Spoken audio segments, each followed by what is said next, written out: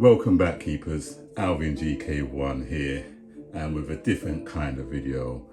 As I've told you before many a times, I will be showcasing all the gloves from my collection, looking at over 100 pairs, so bear with me as I get through that. Make sure you hit the notification bell as you subscribe, that way you are notified every time I upload a new video, which, like I said, will try to be more frequent, more regular. And if you are following me on social media, my Instagram is AlvinGK1. My eBay page, if you want to pick up some of my rare gloves that I'm letting sell, is AlvinGK1 as well. Across everything, AlvinGK1. Also, let me let you know about Facebook. We have a group called Goalkeeping 24/7. Get on there and become part of the community. It's absolutely free. There's nothing to pay, no subscription. All you need to do is have a Facebook account and search for the group. I will leave links in the description below so that it's easier for you, because no one really likes to do any hard work these days. Everyone wants it easy.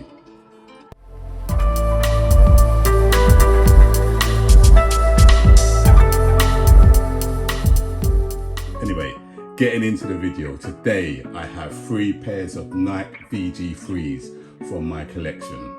What you'll notice first about these 3 pairs of Nike VG3 is they're all different cuts of the VG3, or different versions, all from Nike.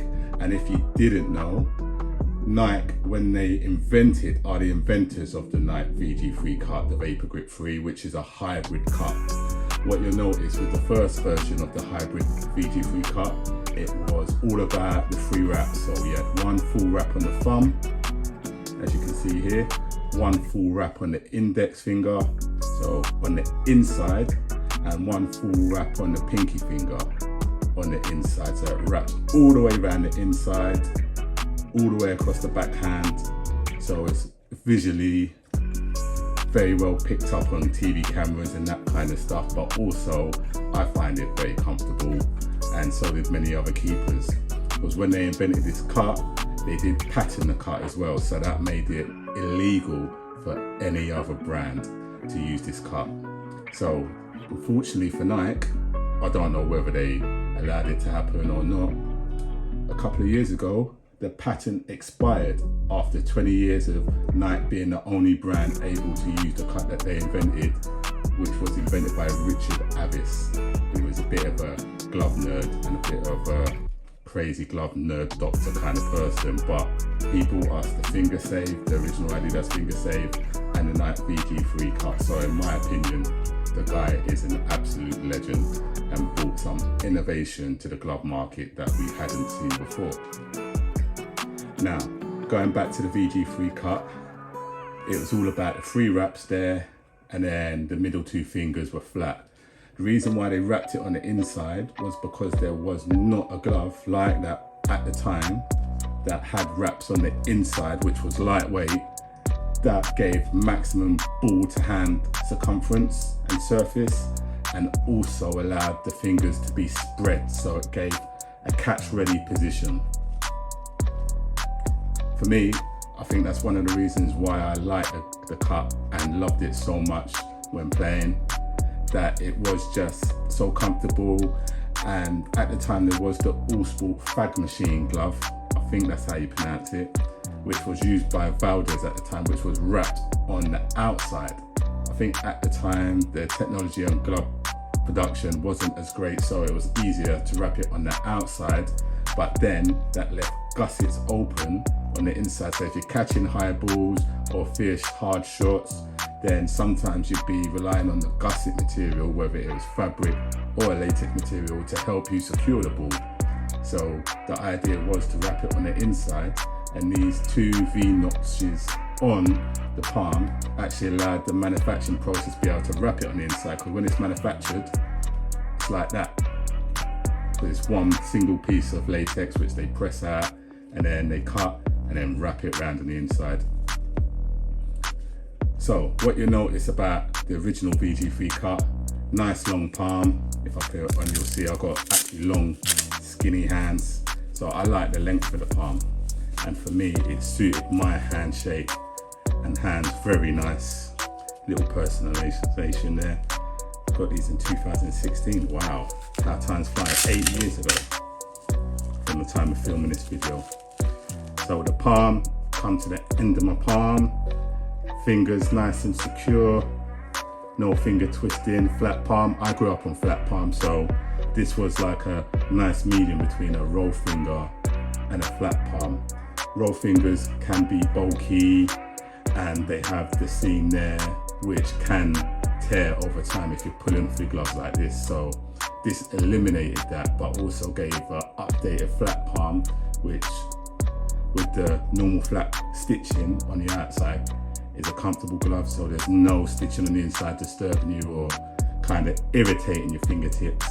So it is a real comfortable, lightweight glove too. So visually, I always like the wrap thumbs and fingers, and the wrap also gives that added comfort I found personally when using Nike VG3s. But people over the years started to complain. They started to get bored of the Nike VG3 cut. I was of the opinion if it is not broken, don't try fix it. But over the generations, people got bored and started saying, it's the same thing, just a different colorway, blah, blah, blah. And so Nike reworked the design, reworked the cut. And to my personal opinion, they didn't make it better. This was the actual remixed and updated, reimagined, shall I say, using a Jordan brand word, remastered Nike VG3 cut. What you'll notice firstly is the palm length, and notice from the strap to the palm, the big massive gap of fabric material. Very stretchy material, but why would you have such a big gap? Was that to add flexibility? Who knows? If you look at the differences between the original cut, these are the same sizes by the way, and the updated remastered cut, see the palm is actually shorter. And me, being a person with long palm lengths and long fingers, thin, it wasn't for me. But what you also noticed is they still called it the VG3 because of the 3 wraps, but the backhand wraps disappeared. You still had the inside wrap to a degree, but it wasn't a full wrap around the backhand of the palm. Not like at the time Nike athlete Jordan Pickford had.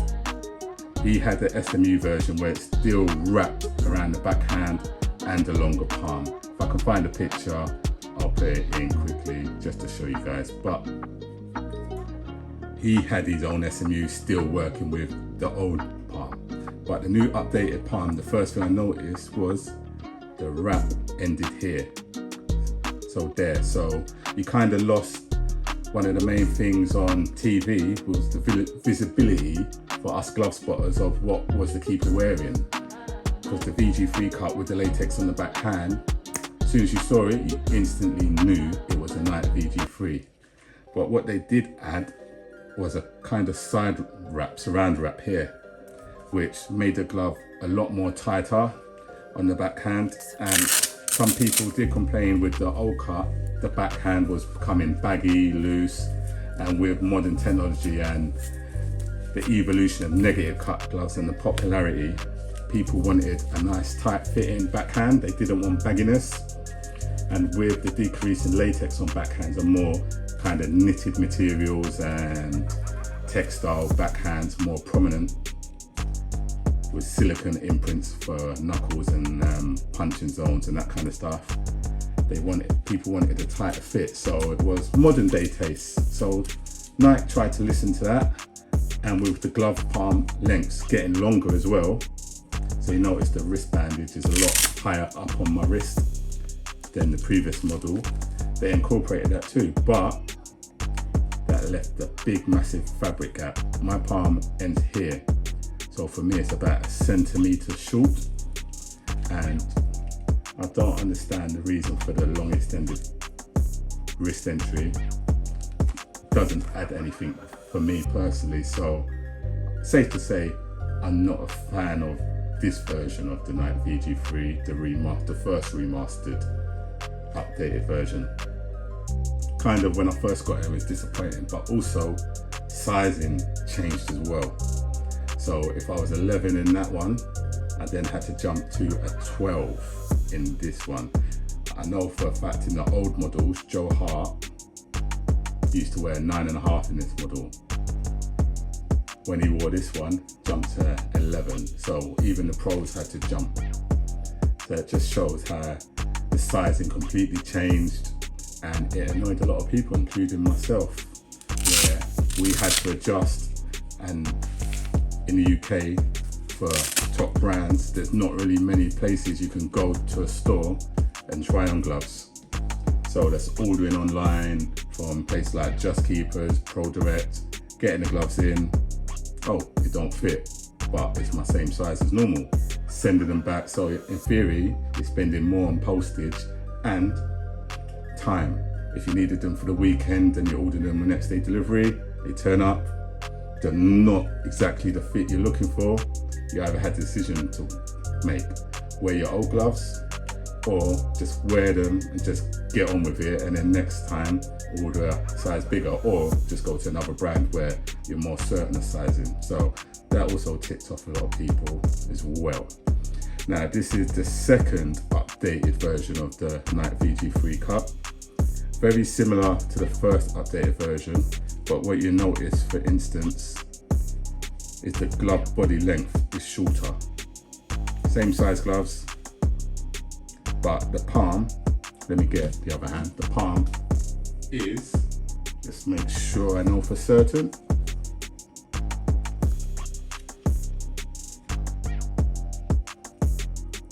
more or less, say half a centimetre longer from what I can see. I don't know if that's picking up on the camera. Got two contrasting glove palms, so white and black, so you can see the difference. But the main thing with the difference in the palms was this one was cut on an angle upwards, whereas this one is more straight. As well as the surround wrap, it seems to be, from what I can see, the surround wrap is bigger on the updated version, which is the current version you'll be able to buy at retail in 2024. What I'm also noticing as well, the gap between the palm and the bandaged area for the wrist strap is a lot smaller, hence why it's a shorter wrist tunnel entry. So I guess they listened to feedback and realised people don't want the massive wrist entry that offers nothing really apart from more material, which you could have just used more latex on. I feel if the palm was longer in this version, people would have enjoyed it more. Instead, there's a big area where there's no grip.